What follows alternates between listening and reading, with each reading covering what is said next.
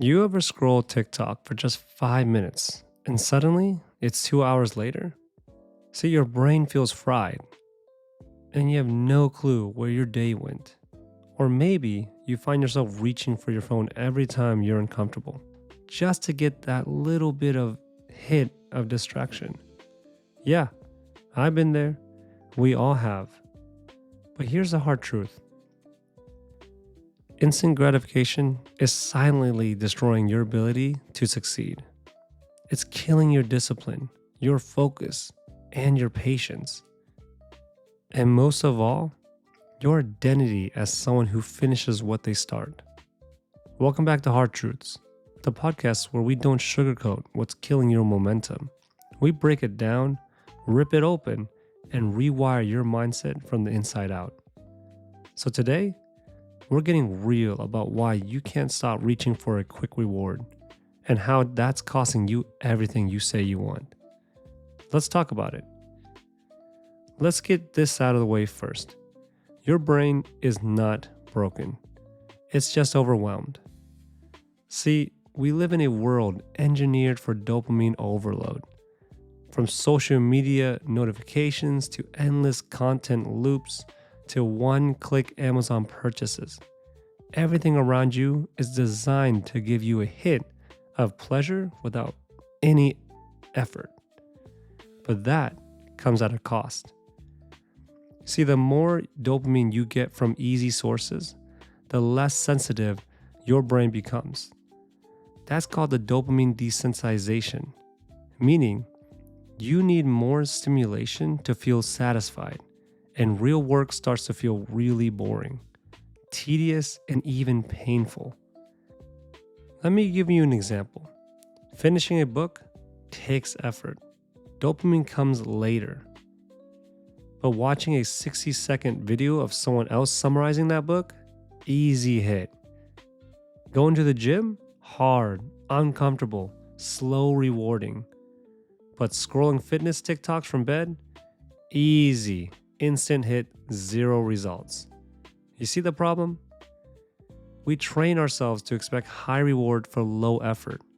That rewires your brain to avoid anything meaningful, because meaningful things, they quite frankly take time. So let's break this down a bit more. See, the marshmallow test?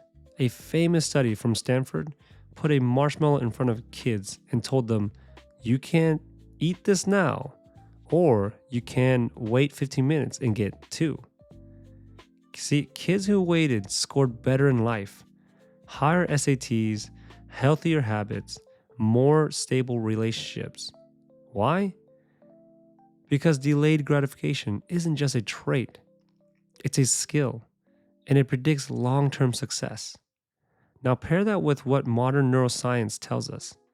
Your prefrontal cortex, that part of your brain that helps you plan, delay, and regulate, is constantly competing with your limbic system, which just wants comfort now.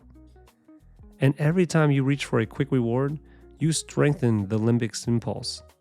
And every time you resist it, you train the prefrontal cortex.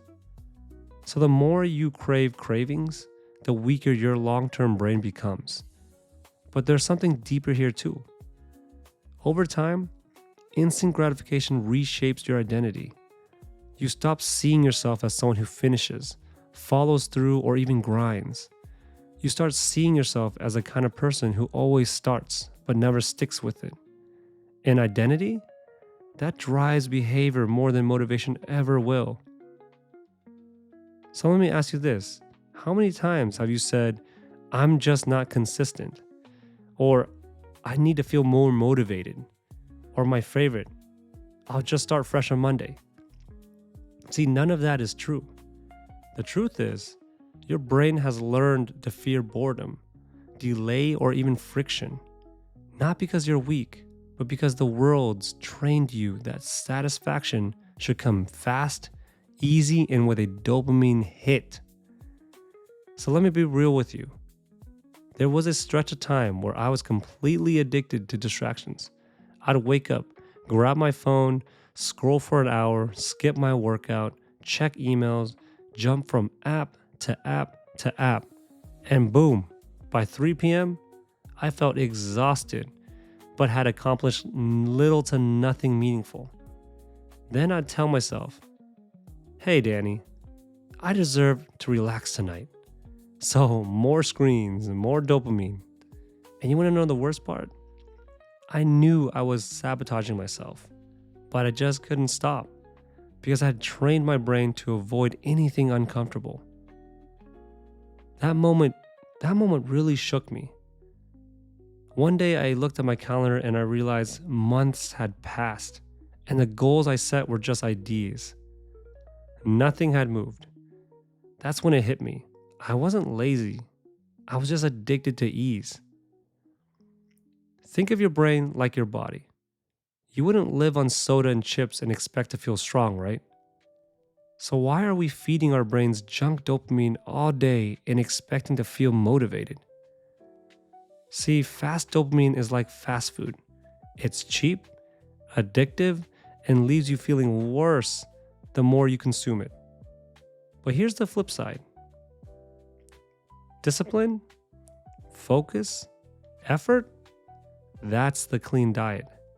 That's the lifting weights. It's hard, it's slow, but it builds something real. So, are you feeding your mind garbage or fueling it for greatness? Research shows that your brain's dopamine pathways are plastic, meaning they can be reshaped.